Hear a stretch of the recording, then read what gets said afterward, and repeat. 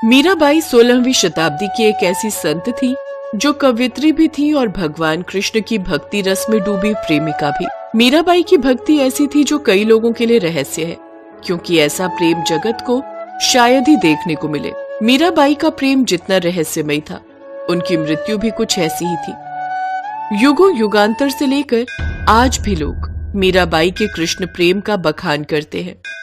मीराबाई का कृष्ण प्रेम ऐसा था कि वो उन्हें अपना पति मान बैठी थी। मीराबाई के बालमन में कृष्ण की ऐसी छवि बसी थी कि किशोरावस्था से लेकर मृत्यु तक उन्होंने कृष्ण को ही अपना सब कुछ माना। जोधपुर के राठौड़ रतन सिंह जी की इकलौती पुत्री मीराबाई का जन्म 16वीं शताब्दी में हुआ था। भगवान कृष्ण के प्रति भक्ति और अटूट प्रेम मीरा के मन में बाल्यकाल में ही उत्पन्न हो गया।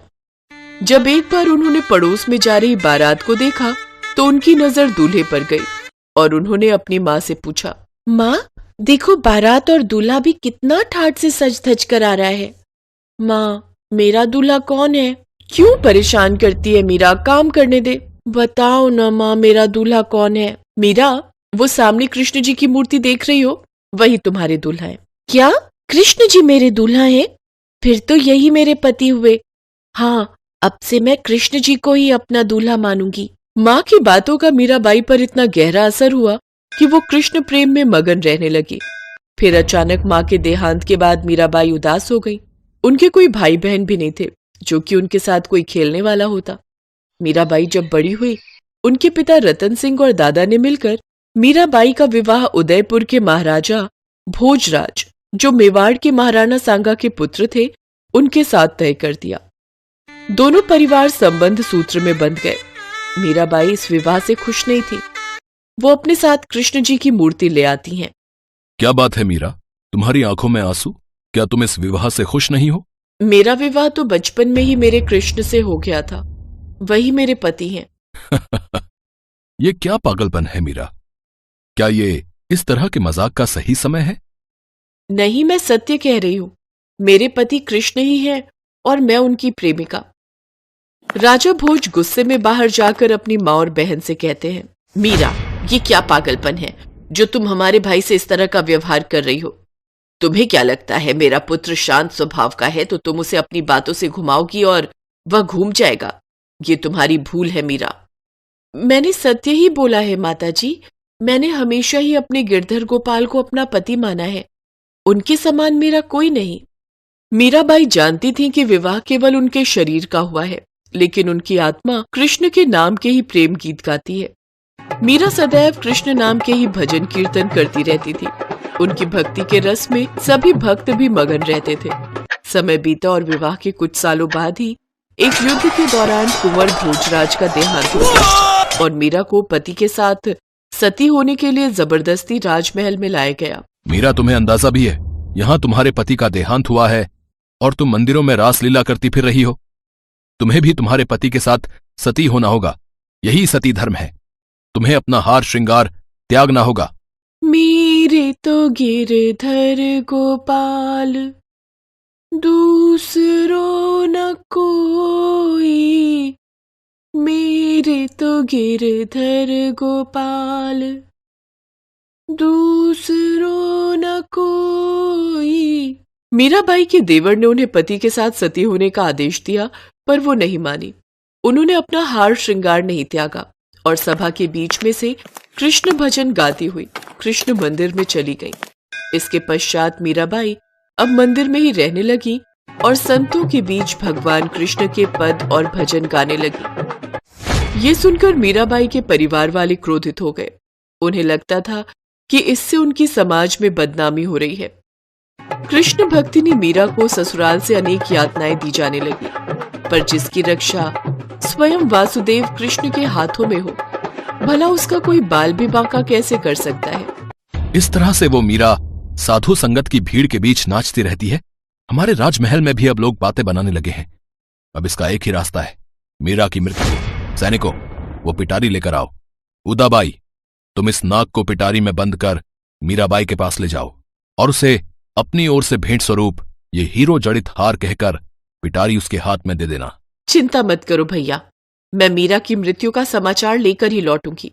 उदाबाई मीराबाई के पास जाती है और पहले उसे समझाने की कोशिश करती हैं। मीरा, तुम्हारा यूं कृष्ण भक्ति में नाचना और गाना राज परिवार को अच्छा नहीं लगता। तुम हमारे राज परिवार की बहू हो और लोक लाज की कुछ तो चिंता करो। मेरे पति भगवान कृष्ण तो अमर है, मेरा तो संपूर्ण जीवन ही उनके लिए समर्पित है। भला मुझे फिर लोक लाज से क्या भय? जो मन प्रभु श्री कृष्ण की भक्ति में लीन रहता है उसके लिए संसार की कोई वस्तु श्रेष्ठ नहीं। ठीक है मीरा, ये तुम्हारे लिए हीरों का हार लाई थी, इसे अपनी ननद की ओर से स्वीकार करो। मीरा ने प्रभु श्री कृष्ण का स्मरण करते हुए जैसे ही पिटारी को खोला तो पिटारी में नाग की जगह हीरो का हार ही था। ये देखकर उदाबाई चकित रह गई और ये चमत्कार देख मीराबाई के चरणों में गिर गई। मीरा, मुझे भी अपनी कृष्ण भक्ति के रस की कुछ बूंदें प्रदान करो। तुम सचमुच भगवान कृष्ण की परम भक्त हो। उदाबाई मीराबाई की भक्ति के चमत्कार को देख व्याकुल हो गई और उनकी भक्ति में वो भी रम गई। उधर राणा विक्रमजीत के सैनिकों ने उन्हें मीराबाई को मारने के लिए एक और युक्ति सुझाई। महाराज, मेरे पास एक युक्ति है। क्यों न हम मीराबाई को महल बुलाकर कृष्ण का प्रसाद कहकर जहर का प्याला पीने को दें? ये युक्ति जरूर कारगर सिद्ध होगी। मीराबाई को महल में बुलाया जाए। ये लोग धोखे से अमृतपान कहकर मीरा को जहर का प्याला पिलाकर मारना चाहते हैं। मुझे मीरा को बताना ही होगा। उदाबाई मीराबाई के पास जाती है। उदाबाई, वो मुझे कृष्ण नाम रस का पान करने के लिए कहेंगे तो मैं उनके नाम से मिला जहर का प्याला भी पी जाऊंगी। आप चिंता मत करो, मेरी कृष्ण की जो इच्छा होगी वही होगा।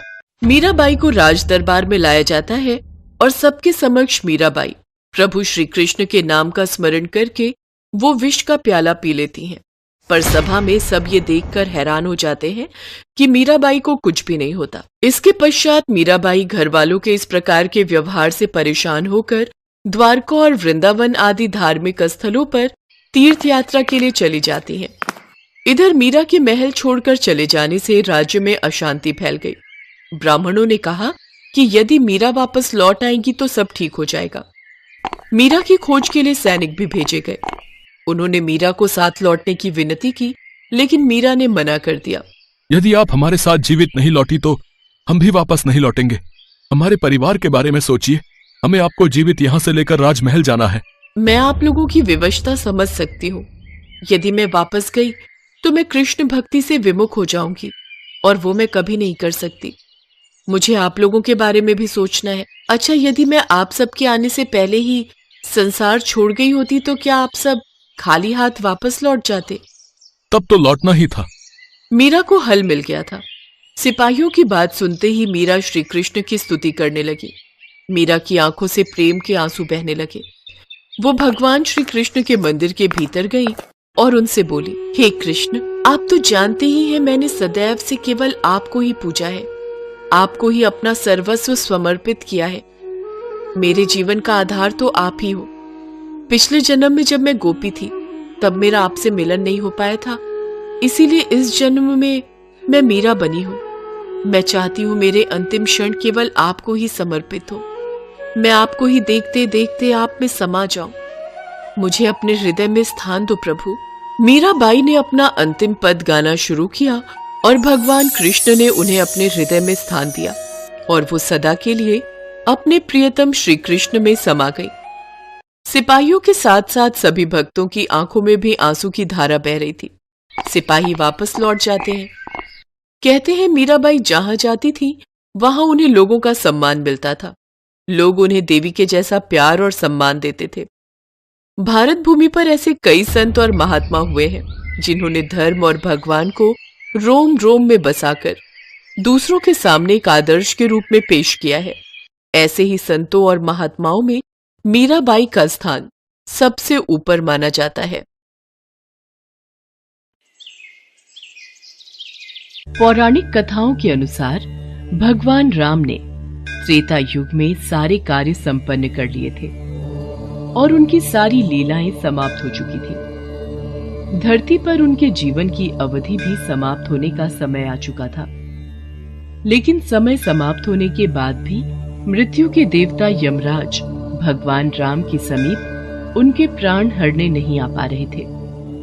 क्योंकि रामदूत हनुमान भगवान राम के प्राण रक्षक थे, जो स्वयं महाकाल का एक रूप है, और महाकाल से उनके आराध्य भगवान राम के प्राण छीनने की हिम्मत ना तो किसी काल में थी और ना ही किसी अन्य देवता में।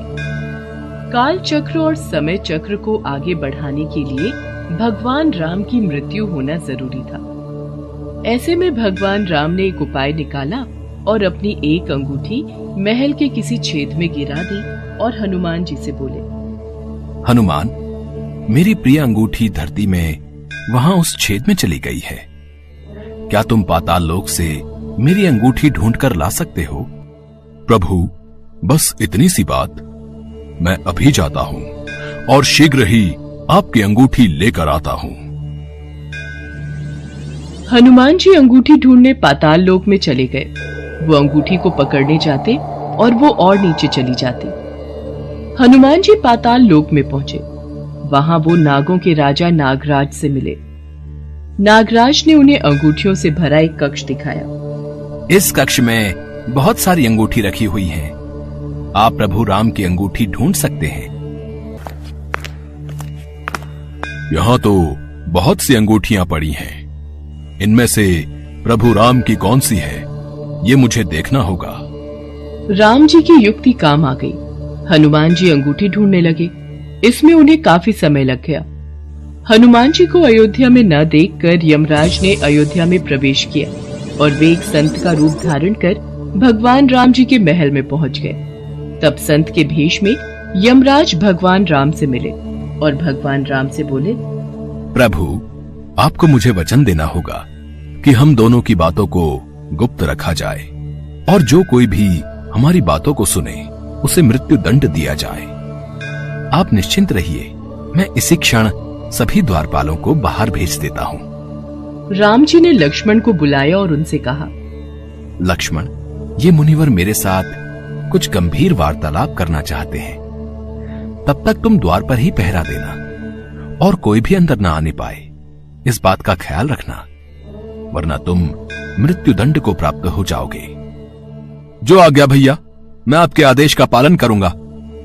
लक्ष्मण के जाने के बाद उस संत ने भगवान राम को अपना असली रूप दिखाया और बोले, हे प्रभु, मैं आप ही का सेवक हूं और आपने ही मुझे ये कर्म दिया है कि इस संसार से समस्त जीव जंतु एवं प्राणियों का प्राण हरना, और ये मेरा धर्म भी है। मैं भगवान शिव और ब्रह्मा की आज्ञा से आपसे ये कहने आया हूं कि आपने जो अपना समय इस पृथ्वी लोक पर निश्चित किया था, वो समय पूर्ण हो चुका है और अब आपको अपने धाम लौट जाना चाहिए। इससे सभी देवी देवताओं में आपको विष्णु स्वरूप में देखकर उत्साह की लहर दौड़ जाएगी। इस पर भी हे प्रभु, आपको कुछ और समय इस पृथ्वी लोक पर बिताना है तो आप रह सकते हैं। भगवान राम तो अंतर्यामी है। वो यमराज की बातों को सुनकर मंद मंद मुस्कुरा रहे थे। भगवान राम और यमराज के बीच वार्तालाप चल ही रही थी कि इतने समय में भगवान राम के महल में दुर्वासा ऋषि आ पहुंचे। प्रणाम गुरुवर, कहिए मैं आपकी क्या सेवा कर सकता हूँ? हमें भगवान राम से मिलना है, अभी तुरंत। गुरुवर महाराज, भैया राम अभी किसी से नहीं मिल सकते। उन्होंने किसी को भी कक्ष में न आने का आदेश दिया है। मैं उनके समक्ष नहीं जा सकता। लक्ष्मण की बातों को सुनकर दुर्वासा ऋषि को क्रोध आ गया और वो श्राप देने लगे। मेरा इतना घोर अपमान! अगर मुझे राजा राम से नहीं मिलने दिया गया तो मैं पूरी अयोध्या नगरी को अपने श्राप से जलाकर भस्म कर दूंगा। अगर मैं इन्हें भैया के महल में जाने दूं तो सिर्फ मुझे ही मृत्युदंड मिलेगा, लेकिन अयोध्या नगरी तो बच जाएगी। गुरुवर, मैं भैया को आपके आने की सूचना देकर आता हूँ। लक्ष्मण भगवान राम के कक्ष में चले गए। लक्ष्मण को सामने देख भगवान राम चौंक गए और यमराज अंतर ध्यान हो गए। राम जी दुखी हुए कि एक राजा होने के नाते उन्हें लक्ष्मण को मृत्यु दंड देना होगा। राम जी ने अपने कुलगुरु से इस विषय में वार्तालाप किया। राम, किसी अपने का त्याग करना भी मृत्यु दंड के बराबर है, इसलिए तुम लक्ष्मण का त्याग कर दो। लक्ष्मण ने गुरुदेव और राम जी के बीच हुआ वार्तालाप सुन लिया और वे श्री राम से बोले, भैया, आप मेरा त्याग मत करना, मैं ये सहन नहीं कर पाऊंगा। आपके वचन का पालन करते हुए मैं स्वयं ही अपने शरीर का त्याग कर दूंगा। लक्ष्मण ने अपने भ्राता श्री राम का वचन निभाने के लिए अयोध्या की सरयू नदी में समाधि लेकर शेषनाग का रूप ले लिया और फिर भगवान विष्णु के निवास स्थान क्षीर सागर में जाकर उत्पन्न हो गए। उसके बाद भगवान राम भी लक्ष्मण के वियोग में थे। उन्होंने भी सरयू नदी में जाकर जल समाधि ले ली और अपने परम धाम को चले गए। उसके पश्चात हनुमान जी जब अंगूठी लेकर वापस लौटे तो प्रभु राम को महल में ना पाकर हनुमान जी बहुत दुखी हुए। प्रभु, आपने जानबूझकर मुझे पाताल लोक में भेजा था ताकि मैं आपको रोक ना सकूं। प्रभु, आपकी आज्ञा पाकर मैं धरती पर ही रहूंगा और जहां कहीं भी आपके नाम का भजन और कीर्तन होगा वहां मेरी कृपा हमेशा बनी रहेगी।